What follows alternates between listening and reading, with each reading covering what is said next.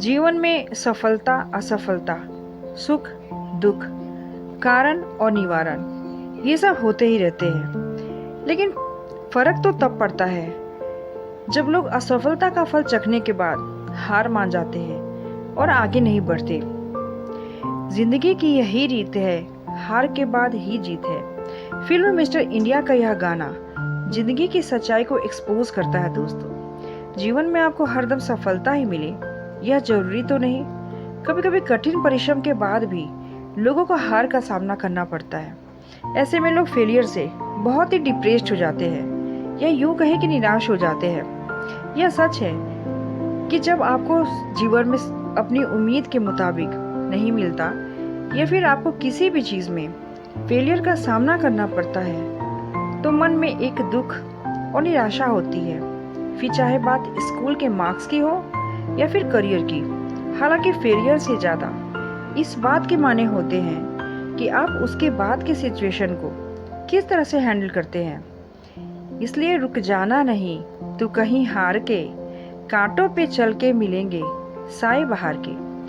दोस्तों, इस वीडियो में आगे बढ़ते हैं और जानते हैं उन निवारणों के बारे में जिन्हें फॉलोअप करके आप आगे बढ़ सकते हैं।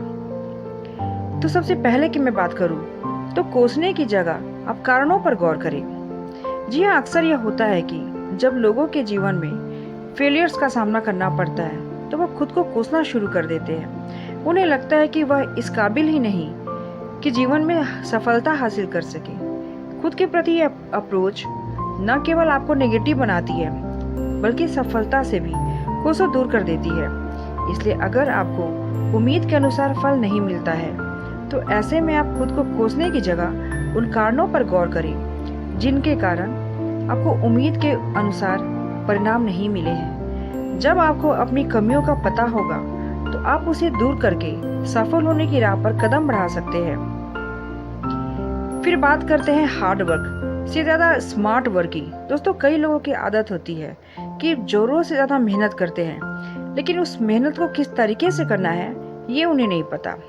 यानी कि कुछ लोगों की यह शिकायत होती है कि वह मेहनत तो बहुत ही करते हैं लेकिन फिर भी सफलता उनसे दूर भागती है। ऐसा इसलिए होता है क्योंकि वह स्मार्ट वर्क से ज़्यादा हार्ड वर्क पे जोर देते हैं। जी हाँ, मेहनत का फल पाने के लिए दोस्तों एनर्जी को सही दिशा में लगाना भी जरूरी होता है। मसलन अगर एक बच्चा पेपर से पहले दिन रात केवल पढ़ाई करता है तो हो सकता है कि जब उसके सामने पेपर आए तो वह पूरी तरह से ब्लैंक हो जाए। इसलिए चीज़ों को रटने से ज़्यादा कॉन्सेप्ट को समझने पर आप फोकस कीजिए। फोकस के करने से दोस्तों आप सडनली डिस्परेट नहीं होंगे, डिसअपॉइंटेड नहीं होंगे, तभी सफलता आपके कदम चूमेगी। खुद को एक अच्छी सी ट्रीट दे। जी हाँ, शायद यह कॉन्सेप्ट आपको थोड़ा सा अजीब लगे लेकिन हार के बाद भी खुद को एक ट्रीट देना बेहद ही जरूरी है। यह कई मोर्चों पर काम आती है। सबसे पहले तो आप खुद से यह कहें कि इस फेलियर्स ने आपको अपनी कमियों पर काम करने का मौका दिया है, जिसका अर्थ यह है कि अब तक आप केवल बेहतर काम कर रहे थे लेकिन अब सफलता पाने के लिए आपको अपना बेस्ट देना है। इस तरह आप खुद को अधिक बेहतर तरीके से एक्सप्लोर कर पाएंगे। इसके अलावा जब आप खुद को एक ट्रीट देते हैं तो यह आपके मन को नेगेटिविटी से दूर करता है और आप एक नई एनर्जी के साथ अपने काम में जुट जाते हैं।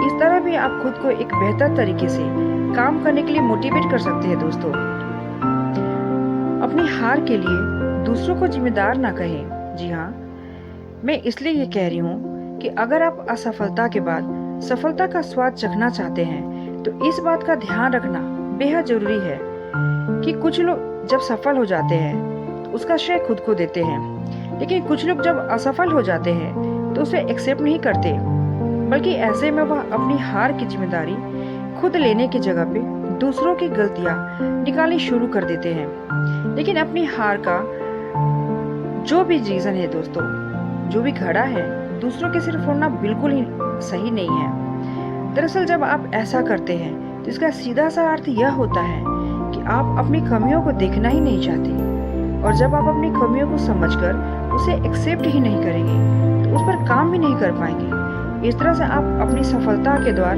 खुद ही बंद कर देंगे।